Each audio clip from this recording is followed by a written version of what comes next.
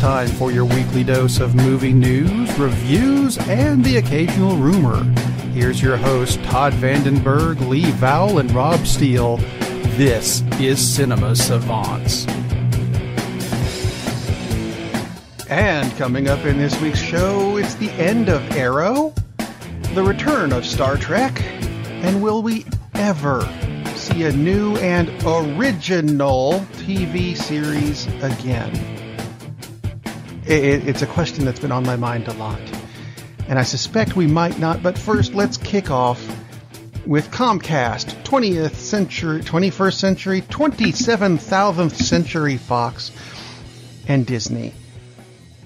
Because Comcast upped Disney's bid, and then Disney upped their bid over Comcast to get the 21st Century Fox library, and I am disturbed by the way ABC is covering this.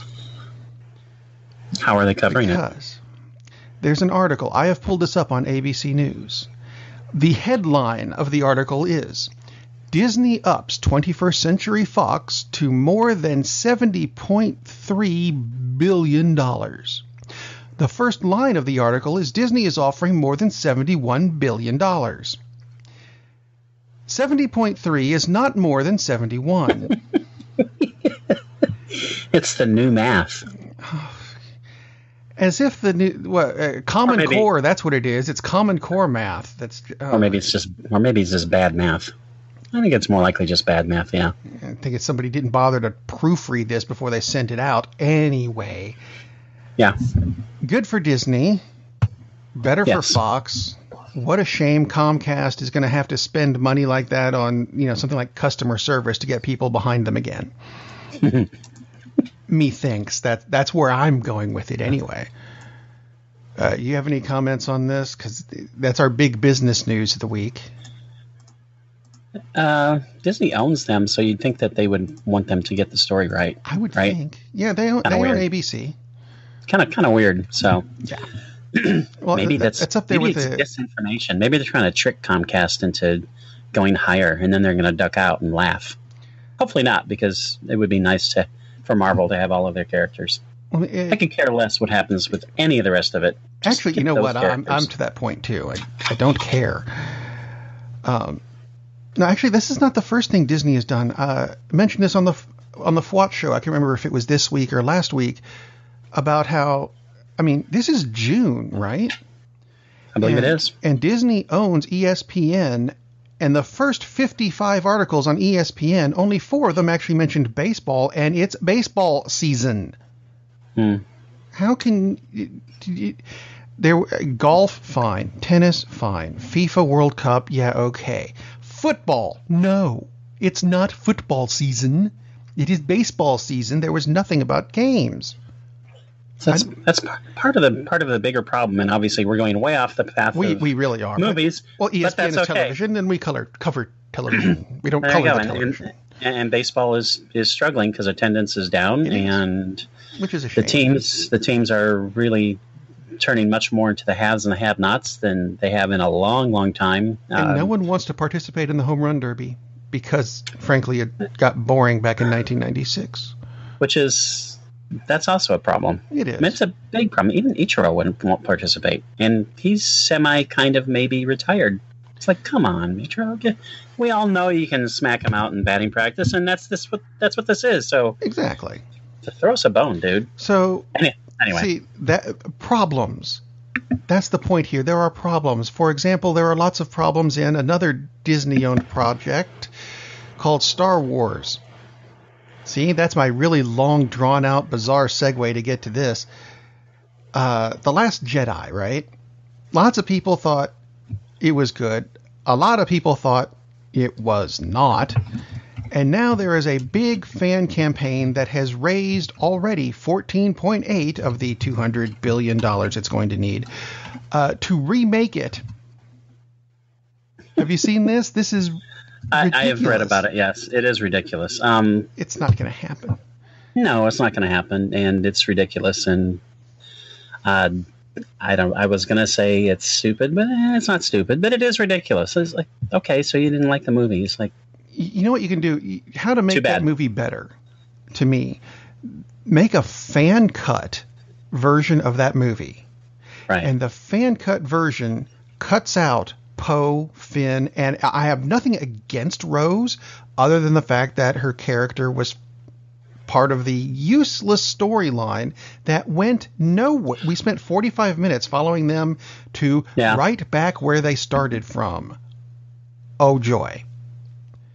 You know, I will say in defense of the character of Rose, she was by far the most interesting of these new characters. Well, Daisy's interesting, but I thought Rose was more interesting than Daisy.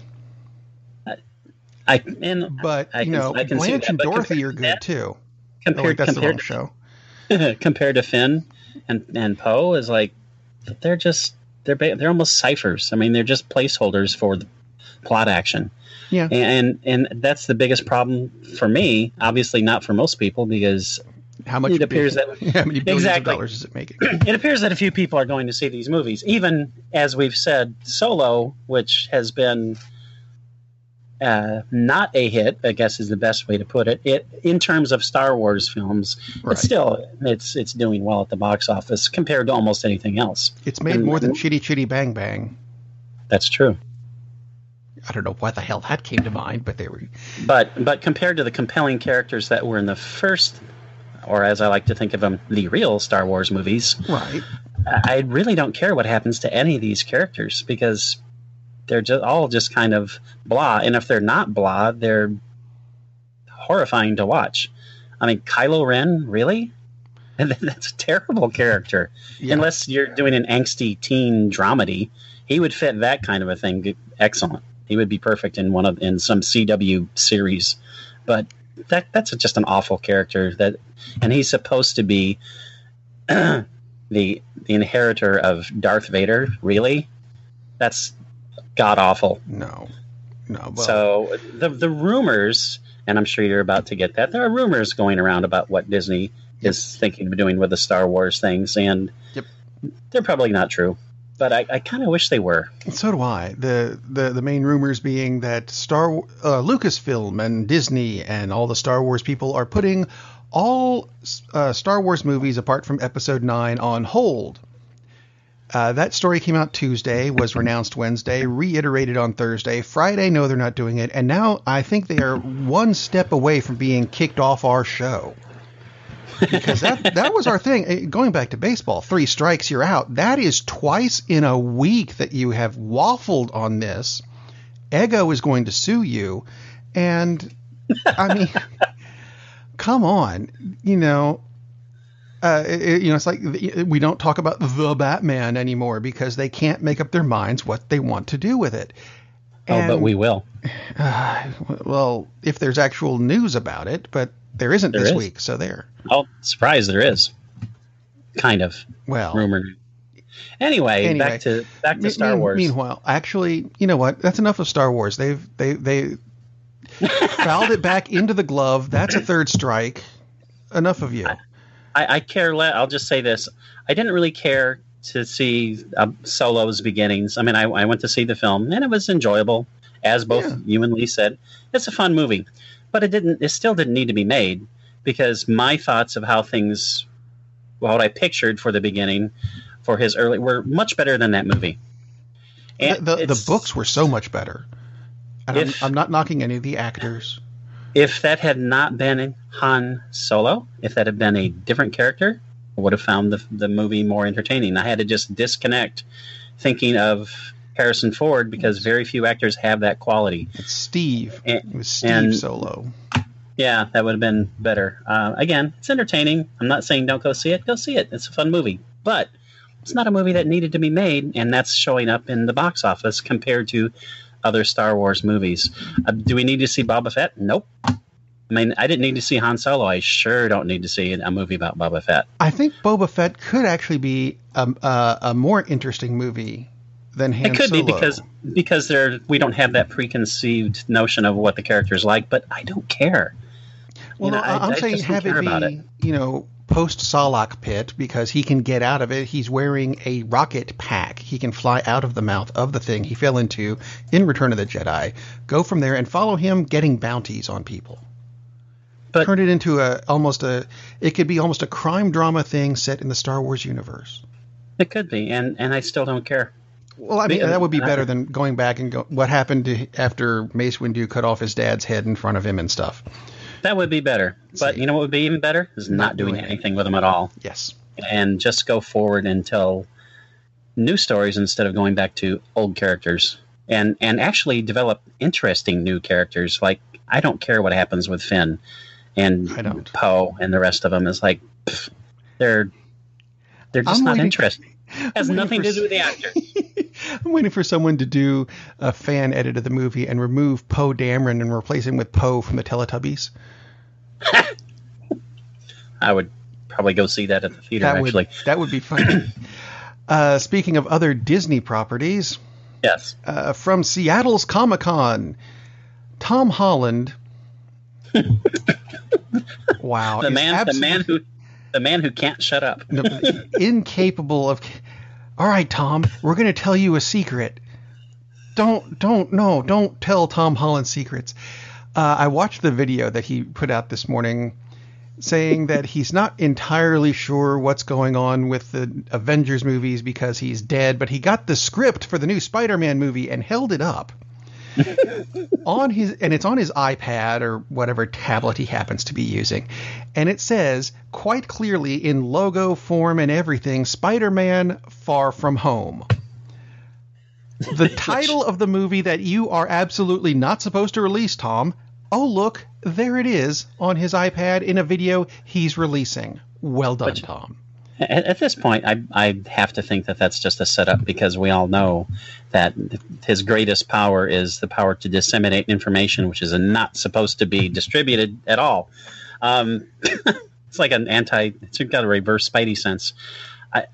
Surely this can't be legitimate, although if it is a setup, it's a great setup because it's done very well, and that title sounds very much like that could actually be the title. It fits with what we know about the movie so far, right? You know, being filmed in Burma or wherever they're going. Right, 4 or 5 different locations around the world, and it does have a tie to Homecoming. And Marvel will have to change the name of the title if that's it, just because. And I don't know, maybe Tom Holland will never get a script again until the day of shooting, and it'll just be for that hour. Yeah, I love how they did that in Avengers, how they wouldn't give him an entire script. They just went, here are your lines. Thou art not allowed to read any others. Ooh. Regardless of whether it's a work but or what are they saying to me? It doesn't matter, Tom. Or if it's real, you got to love it. I mean, it's hilarious, and it's very much a Peter Parker kind of thing to do. It is. So, I mean, more power to you, Tom Holland, whether you're really just a goofball or whether this is a very elaborate setup. Either way, it's great. Other things that are great, because I think this next one is brilliant and overdue. And some people think that this next series... The Jabba the Hutt movie? No. Oh, thank good. God. We already see Donald Trump on a regular... Oh, sorry, wrong show. Some people think that this series has been overdone, but it hasn't been done recently, and there are more stories you can do with it. CBS has signed Alex Kurtzman to a 5-year deal to develop more Star Trek stories, including, and I love this one, and I think a lot of people will too, bringing back Patrick Stewart to come back as Captain Picard, or possibly Admiral Picard. He would be admirable, yes. in a Next Generation era TV series. I would love that, because Star Trek was a series that they didn't end it because it was canceled. They just went, we're all tired. And so they ended the series. It could have kept going. It could still be going today. Because the universe is infinite. This is a Universal show. It's a Paramount show. Universal is a completely different company. But I love the idea of, seeing more Patrick Stewart, Jean-Luc Picard stuff. I'm down with it if they bring back Q. Absolutely. Not constantly. Just a side note. Yes. My daughters, and I'm tying this together, which is terrifying. My daughters love the My Little Pony series, on which John Delancey, who played Q, plays essentially the same character on My Little Pony. Oh my God. Which is somewhat terrifying. I don't know what I was just going to say, that's terrifying. He's like part dragon, part goat. I mean, anyway. Meanwhile, that is Q then, isn't it? Part dragon, part goat. It really is. And you listen to him and you go, oh, that's Q. What the? That really does define the character, doesn't it? Part dragon, part goat. Wow. That's awesome. I'm... Star Trek will probably come up again later in the show. So I have not finished all of the latest series. Discovery. But it's been interesting because there's so much to watch, basically, is why. But I have enjoyed what I've seen so far. I like what they did. I especially appreciated the appearance of a fine actress who disappears from the series rather abruptly because it works for the story. I hated the fact that she disappeared from the series because she's awesome, but it absolutely works for the story. And I like when movies or TV shows have the guts to show a major character and suddenly, oh, guess what? That's not who the show or the movie is about. Because then all the bets are off and you really don't know what's going to happen. So I really appreciate that they had the guts to go with that. So I know exactly what you're talking about, and it is a bit. The one thing I've been disappointed about in that series because I wanted there to be more of her. Oh, absolutely, but I can see why they did it, and precisely because of that. Because now it's like, okay, maybe I don't know what's going to happen, and that opens up so many more possibilities. I kind of wish they'd done it with somebody else, no one in particular, but I just hate not having that particular actor on screen more. But yes. Anyway, on to other things. Wanted to ask you and Lee this, but Lee didn't bother to even call into the show this morning. I'll answer for Lee, and I'll answer in a stupid tone. That's actually going to be appropriate for this. You guys have been high on Josh Brolin for a while because of Cable and Thanos and even Men in Black 3. Yes. What did you... And I had actually forgotten about this movie. What did you think of him in Jonah Hex? I was just going to say, and Jonah Hex. Jonah Hex is a pretty crappy movie, but he's good in Jonah Hex. I like him in Jonah Hex. Just a weird thing. I was reminded of that movie again this week and went, I had forgotten that existed. It's actually almost too good to fit in with the current Warner Brothers movies, which is awful because it's not a good movie. But Josh Brolin is great in it. I mean, he did a really good job as Jonah Hex. I thought they did a good job with the character. It's just the whole setup is just kind of... And Jonah Hex, to me, was never... I mean, it's just such a strange character. And sometimes those work for me, like Solomon Grundy. Awesome character. I always liked Solomon Grundy. Yeah, he's a terrific character. Why Warner hasn't done like 7 solo movies with Solomon Grundy at this point is beyond me, because God knows they're making some weird choices. But yeah, Jonah Hex is just kind of out there. But yeah, Brolin was great in that. See, I'm glad you said out there, because I want to tell you about a movie I watched this week. Please do. And it was out there, and then it came back. Now, this is a movie that it's originally Korean, just released this, I think it was this past week, maybe the week before, in America. It's Korean anime, which I had never seen Korean anime before that I know of. It was a movie called The Satellite Girl and Milk Cow. And I said, you know what? Just the two of those things in the same title do not sound like they belong together. And they don't, but that's okay. But just on the title, I went, all right, I'm going to have to see this. So let me give you the first 5 minutes. Hopefully you're sitting down. If you're driving, pay attention. Don't I'm ready. Buckle in. Here we go. Our story is about a 27-year-old guy, and we get the name, or the age, which is very bizarre. A 27-year-old guy who wanted to be a singer. And he actually got fairly far in something similar to Korea's Got Talent. At least that's the way it got translated. But his girlfriend left him while he was auditioning for a show while singing a song about her, and it broke his heart.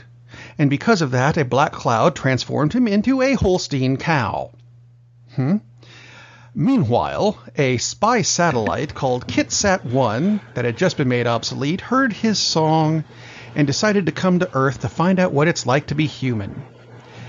Now, it saved the cow who was being chased by a large black incinerator through the woods, and it's somehow the collision of the satellite and the incinerator, along with the assistance of Merlin the magician, who has been turned into a roll of toilet paper, somehow turned the satellite into a girl. Merlin was explained as he fell asleep under a tree that was then cut down and turned into toilet paper, so Merlin became a roll of toilet paper with a little beard and hands too. Fine. During the transformation of the satellite, the cow ran away because he's no longer being chased by the incinerator. He's being chased by a guy with a magic plunger who had just killed a zebra with a plunger by plunging its liver out for resale. The cow escapes back to his apartment where his dog is inexplicably doing the dishes. Wearing dish gloves. Okay. That's smart. Got to keep your paws moist. This is the first 5 minutes of the movie, and you're kind of going, what the hell's going on? What? I don't get this. Later on in the movie, yes, there is a scene where the guy needs money, but he can't get money because he can't get a job because, well, he's a cow. So, yes, KitSat milks him and sells the milk. Just letting you know that scene exists. This movie is so bizarre, and it is not quite up. It's not Studio Ghibli quality. I'll go ahead and tell you that. But it is really bizarre and a lot of fun, actually. The one disappointing thing is we never get a good story on the dog. It doesn't just do dishes and housework because it dusts throughout the rest of the film. There's a scene where they're trying to get away from the plunger guy. And so, quick, everybody get in the car. Wait a minute, who's driving the car? It's the dog. The dog has stolen a car for them. What? They never explain. It couldn't be another person. No, it's the dog that steals the car. And there's a bit of disappointment that the credits aren't translated as well. They're still in Korean. So near as I can tell, for example, KitSat was voiced by stick figure circle vertical line with right perpendicular stick, small circle with right hook and a vertical line. That sounds. I've seen that person's work. I have. Really good. One quick question for you. Go right ahead. Is it subtitled or is it dubbed? It sounds like it's subtitled. It is both. Okay. I watched it in Korean and subtitled it because usually when they go over to American voice actors, it doesn't do as well. I do the same. I did a quick jump to IMDb, and unbeknownst to me, and apparently you, that this is a pretty big deal in Korea. They have a burgeoning anime industry. Some of the other pretty well-rated titles are Sky Blue, Yobi the Five-Tailed Fox, Clockwork Girl, and some of these apparently have pretty decent casts. Like the Clockwork Girl, the English language cast includes Carrie-Anne Moss, Brad Garrett, and Jeffrey Tambor. So they have some decent people working on some of these flicks. So they do, and these are all they're all like 6.8, 6.9, 7 on IMDb, which is really good. The House, Green Day. So this opens up a whole new avenue for me beyond Studio Ghibli and other Japanese anime flicks. So very cool. Studio Gonzo has got some good stuff too, just to throw that out. But yeah, I will have to seek out. One thing that really intrigues me about this, almost more than anything, is why is it called The Satellite Girl and Milk Cow? Like, it seems more like it'd be Satellite Girl, like a person's name, and The Milk Cow, but instead it's... there's only one girl one satellite that gets turned into a girl, and allegedly the black cloud, which is also never explained, at least to me, sufficiently, is that people who have broken hearts get turned into animals. And the incinerator, which it's a big black incinerator, that's all, with one eye, goes around and eats the animals. So there may be more than one cow, but the only animals we actually see are this one cow, the zebra at the very beginning of the movie, and the dog, which doesn't. The dog may be another victim of the black cloud. I don't know. They didn't say. Could be, since it's doing dishes and it wears the gloves. It wears the glove. It drives hot wires and steals a car. It's that's pretty very sharp. Impressive dog. Apparently, MacGyver was taken over by the monster. Almost sounds like a Stephen King thing. That's interesting. It ends up, there's some very comedic bits to it. There are some very touching bits to it. There are some really freaky bits to it. Funny, freaky, and touching. That everything you could want in a movie. It's such an utterly bizarre movie, but it's worth watching, I think. Did you just really say that? Utterly? Utterly? Yeah. Yes, I did. Nice. I've been saving that all week, going, I've got to throw that in somewhere. That was funny and touching and weird. Utterly bizarre. Thank you. Moving on a bit to other things that are, well, this next story is something that used to be animated. Now it's not. It's live action, but not for long, apparently. Stephen Amell, who plays Oliver Queen on Arrow, has asked the writers of that show, which is coming up on its 7th season, to write it like it's the last season. That doesn't necessarily mean it's going to be. And I think Arrow, of the DC TV series, which are better than the movies, I think Arrow is probably doing the best of them. Although Flash has a lot of fans, there are some characters on Flash that just irk me. I know Iris is a main character, but I would like her so much better if she was someone else. I digress. Any thoughts on Arrow leaving? Since I don't watch it, nope. It doesn't really affect me. But I can see why he would like to have this moving along, strictly because, this is an interesting little demographic.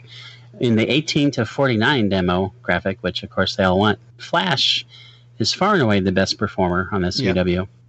And Arrow is all the way down in 7th place on the CW, among the CW things. So maybe that's why, one of the reasons. Well, it's 7th place, 7th season's coming up. There you go. That's a pretty doggone long run too. So yeah, that's good for a series. And I can imagine he probably wants to be freed up for some film work, because why wouldn't you want to be freed up for some film work? Whether he'll be able to make that transition, I think he should. I mean, he did good in the Ninja Turtle movie. Never mind, I'll forget I said that. You never know. With people can be awesome TV stars and just for whatever reason just doesn't work making the transition over to film. So he certainly deserves the shot. Yes. So good luck to him on this. If I assume that's what, or maybe maybe the goatee is scratchy now that he's finally getting to wear it.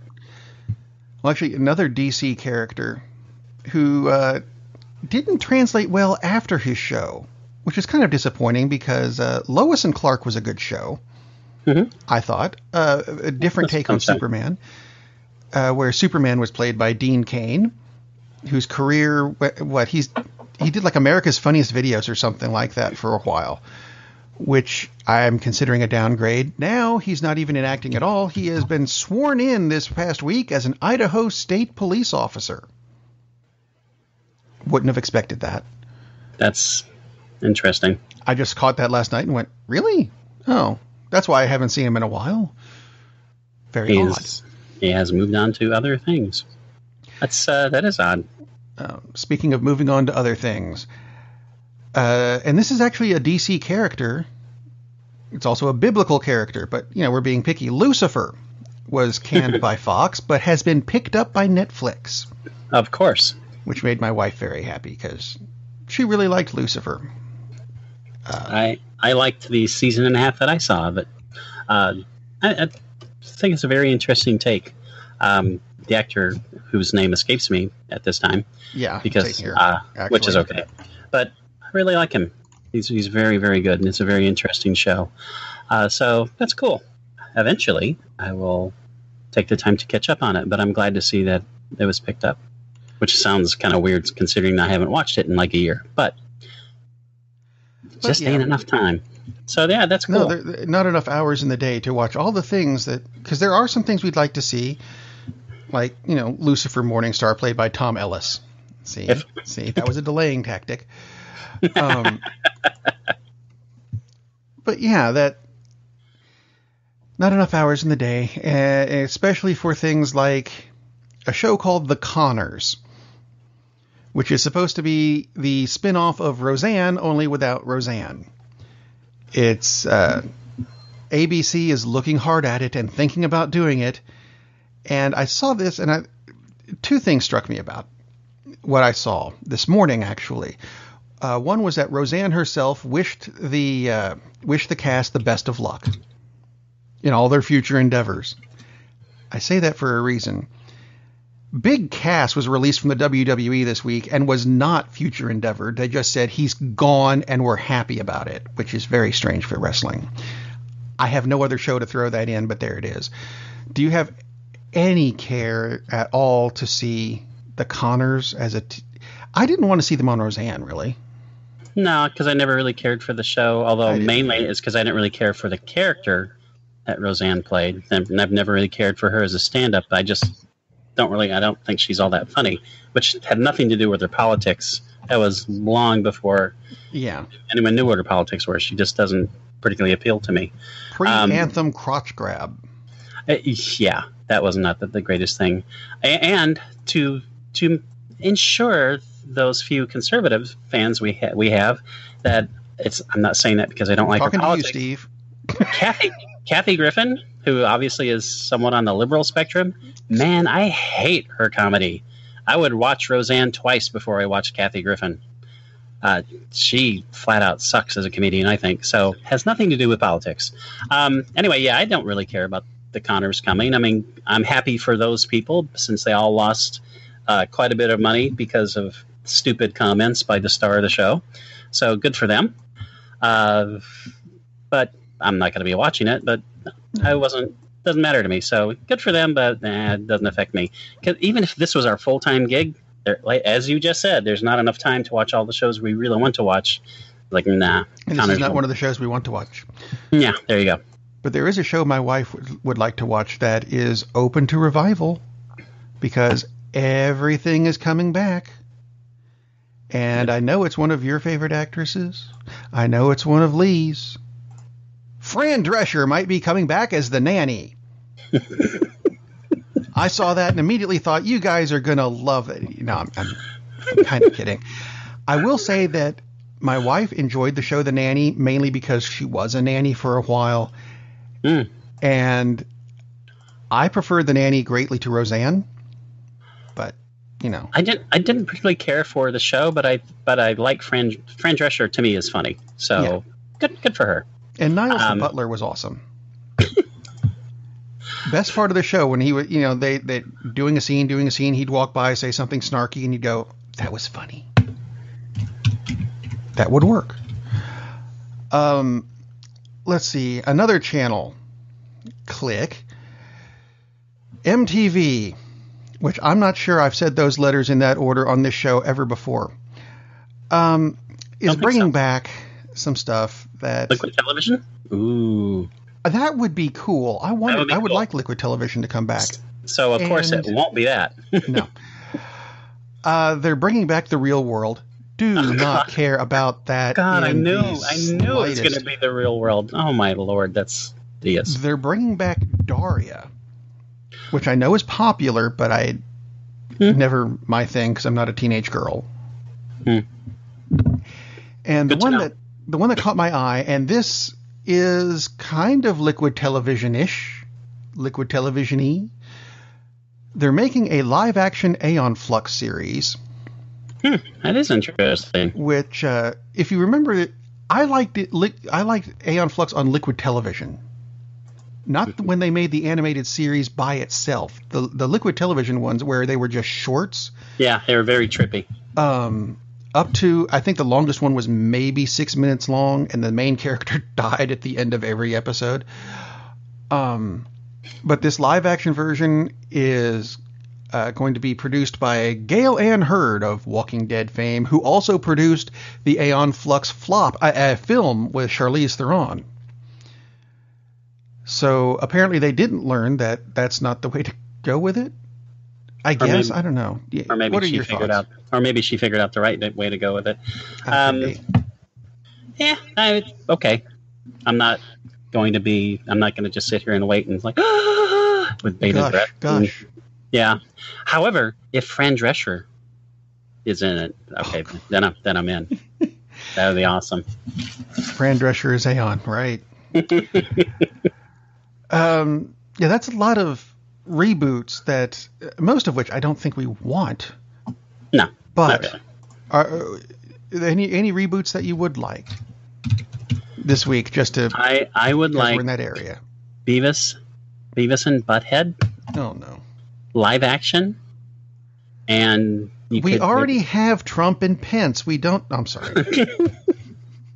and I'm trying to think of, because Chris Hardwick, who interesting things are coming out about that whole situation, but Chris Hardwick must, of course, play Beavis because he would be perfect as Beavis. and I've got Wheaton. It. No, not Will Wheaton. Butthead has to be played by Josh Brolin. Oh, God. So, right. Anyway, no, it would be someone not Josh Brolin, obviously. But I could go for it, a live action, just like it would have to be so over the top. It would be just insane and stupid because otherwise, why would you do it? So, I could totally see that. Just like 5 shows, 6 shows tops. That's it. And they're like 15-minute shots. They're done. And be done with it. It sounds almost like a trailer. Doesn't Something it? That quick. That's as close to a segue as we're going to get this week because I tried looking for new trailers of new movies that are forthcoming, and I didn't see any that I hadn't already seen before. I saw a couple trailers that I had not seen before. One that was, I'm not sure if it's interesting. It piqued my interest for one reason, because of one actor that's in it. It's called Tau. It is a horror sci-fi flick about a sentient house. Basically, it's this guy has created this thing as an experiment. He traps people in the house. It seems very much like the show, like the movie Cube, which of course came Cube 2, and it went on and on and on from there. And but Gleaming the Cube, which was the best of the sequel series. That would be awesome to tie that in. But the interesting thing about and really the only interesting thing, because the trailer just looked pretty derivative, is like, yeah, we've kind of I kind of saw this in the 70s with Demon Seed, although the effects are better in this one, is Gary Oldman plays the voice of the AI. That piqued my interest because that could be entertaining. That almost makes it good just on its own. Exactly. That's the only reason it was interesting. Other than that, it just looks like, yeah, okay, maybe. The other one that really looked interesting to me is and it's going to be, well, it's probably going to be a small film, but it depends. This is the kind of movie that could turn out to be much bigger at the box office just because of how it's going to appeal to people. It's called Welcome to Marwen. It's based on a true story and actually based on a documentary called Marwen Call, and which I've seen 3 times. It's a weird movie, but really fascinating. It's a guy who was brutally beaten, suffered brain damage as a result, and suffers from a lot of social anxiety and stuff. But the way he basically gets through the day and communicates with people is he builds little dioramas, and it's all set in this mythical town of Marwen. And it's set in World War II, and he casts himself as this soldier / espionage agent. And the Nazis are constantly fighting with him, and the townspeople constantly help him. And he's created this bizarre world filled with action figures, and this is how he relates to people. And then anyone he knows, they become part of the story. He makes little models of them, and it's just such a weird, cool, strange story. Marwen Call. Welcome to Marwen is a fictional take on this, but basically it's just a retelling of the documentary with a couple of changes. The biggest change is that Steve Carell plays the lead in this, so he is the guy who takes the beating and kind of retreats into this fantasy world that also doubles as his only connection to reality. The other change is that there are parts of the movie where he inserts himself and his friends into this weird little fantasy world where you'll see action figures in stop motion, but with Steve Carell's face on it talking. It looks totally bizarre and really, really cool. And it comes out in December, which there's only one reason you release films about damaged people in December, because you're hoping for Oscars. So Steve Carell, there's not a whole lot of to base this on from the trailer. He's in the trailer a lot, obviously, but still, it's just a short trailer. Steve Carell is going to get nominated for an Oscar for this, I guarantee you. And probably for good reason, because he is an excellent actor. He doesn't get much chance to show it usually, because usually it's just comedic roles. But Foxcatcher, not a happy movie, but a really good movie, and he's awesome in it. He's going to be great in this movie because it's such a weird story about a really weird but extremely interesting guy. So and again, this isn't coming out until December, but Welcome to Marwen is going to be just a fascinating movie. It might be awful because it's just going to be really, really out there. But again, they're trying to do something really different. So I'm really looking forward to Welcome to Marwen. Towel is like, the only reason to watch it is like, well, Gary Oldman's going to sound cool. But other than that, it looks pretty, by the book. But Welcome to Marwen is going to be a really different kind of movie. So I'm really looking forward to that. And Marwen Call, Marwencol. I'm sure it's available for streaming because it has been for a few years now. A really interesting movie. But Welcome to Marwen is just going to be hopefully great. It will certainly be different. So cool. Really looking forward to that. Well, we have now come to the part of the show where it was Lee's turn to do the greatest TV program of all time of the week. Filthy dog didn't show up. Fine. I get it. So I did it last week, so I nominate you. I accept the nomination, although I really shouldn't run. I should be like LBJ and run and scurry. For this week, my favorite TV series of all time for this week is My Mother the Car. No, actually, it's not. Although that's an actual series. That's a show. That's a show, and it was speaking of really weird concepts, Jerry Van Dyke, Dick Van Dyke's brother, played a guy whose, I believe it was his mom, was reincarnated as a 1924 Pierce Arrow, an antique car. And you thought Shot by Stephen Amell. No. And you thought Mr. Ed was a weird show. It's like had nothing on this show. Anyway, no, my favorite is Star Trek, and I'm talking about the original series. And yes, I like the Next Generation and various iterations, but Star Trek kicked it all off. And we've talked about the original series, or TOS, as you'll see it noted on the interwebs. Just groundbreaking in so many ways. It had a huge budget for the time, $100,000 an episode, which was just enormous, ridiculous for the 60s. 67? Can't remember now if it was 67 66. Or 66. There you go. And I'm a little older than Rob, so this is in my wheelhouse because I was watching TV when this thing first came on. And I was non-existent. There you go. Came out. There you are. But the production values showed on the screen. I mean, for the time, it was just amazing. I mean, it had terrific special effects. If this had been in a movie theater, it would have been, wow, like, this looks great. They got their money's worth out of the effects, even though in some cases some of the tools that they used were actually salt shakers that they had picked at boutiques. They used what worked. Bones, scan that person and tell me their medical history. I've got a salt shaker. Let me make a special effect noise in the direction. But the model working was excellent. The makeup for the time was really good. One of the problems that for some reason has continued to carry over throughout the entire universe is there were an awful lot of humanoid aliens. The reason they did that back then, budgetary considerations. It's really hard to make aliens that aren't basically human-shaped when you don't have a huge budget. For whatever reason, they've stuck with it through tons of movies when there's no reason for that. That was a short segue.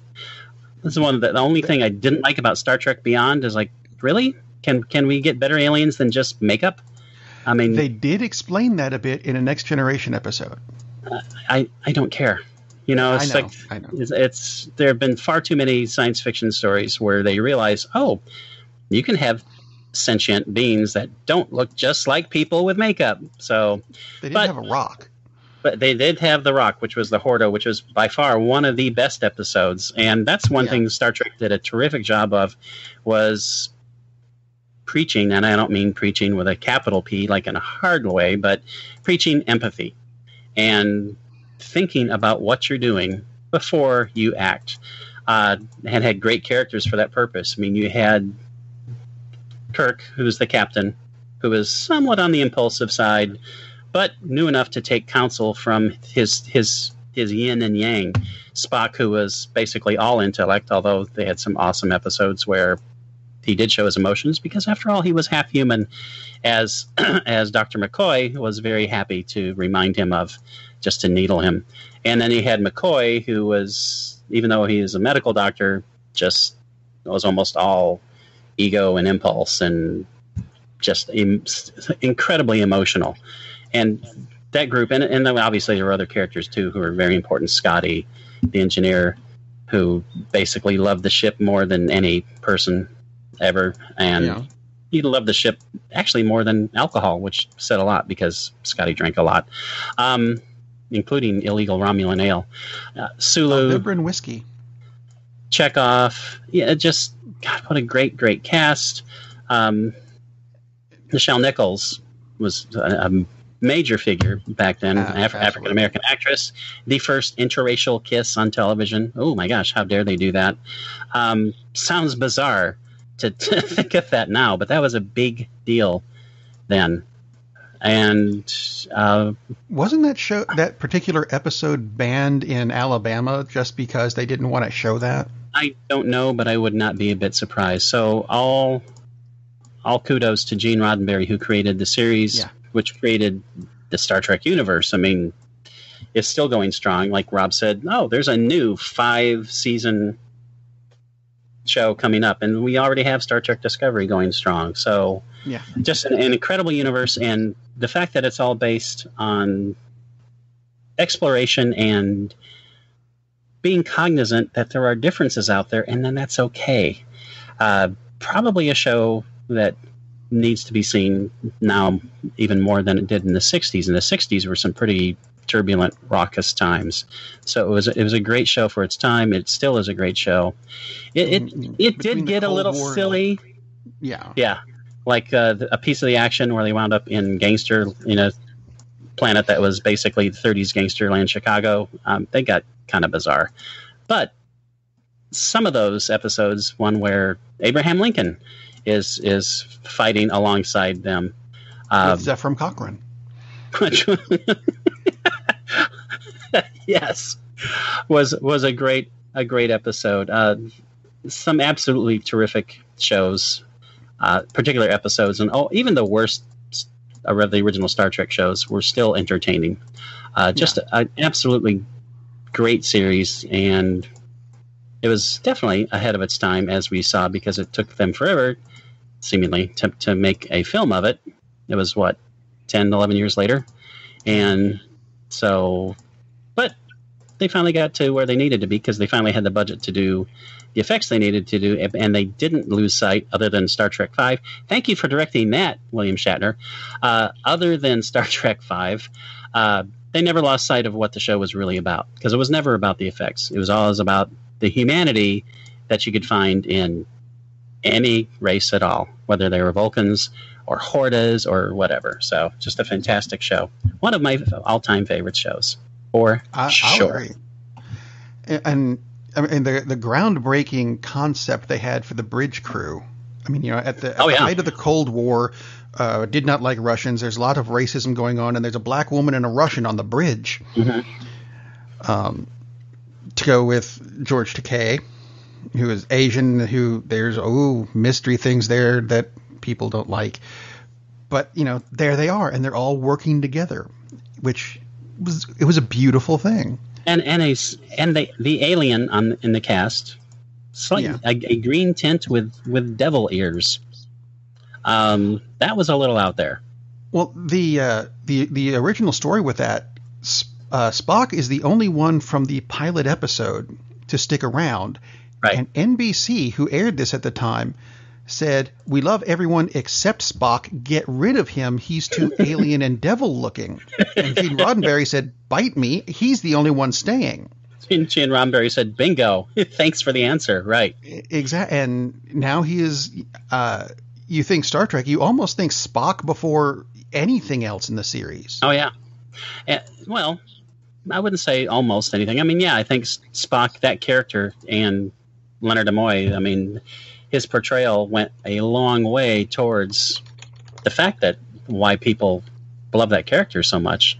I mean, that a lot of that was Leonard Nimoy. There is a great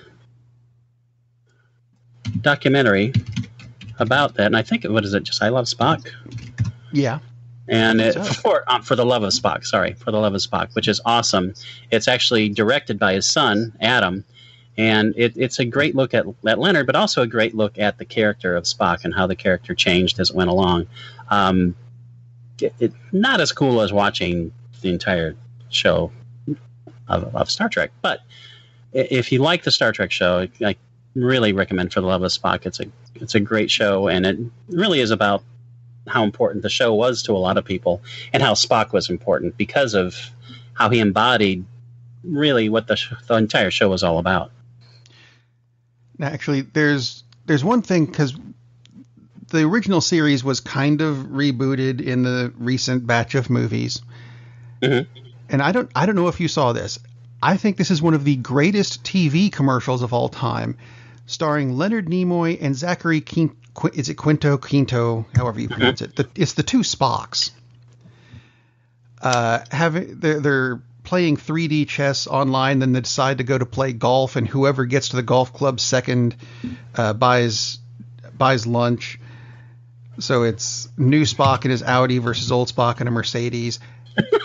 I've never seen that. Look, I mean this sincerely. Look this up. It is actually it's like a 2-minute commercial. That's awesome. But it is, and stick to the end. Well, you'll know when to stop. There is a little bit at the end, and you kind of go, yeah, whatever. There's a punchline to this that makes the 2 minutes very much worth it. And actually, I'm going to add a little bit to your series do. Because it's actually very underrated. It's an underrated Star Trek series, and a lot of people don't even consider it to be part of the storyline, although it is.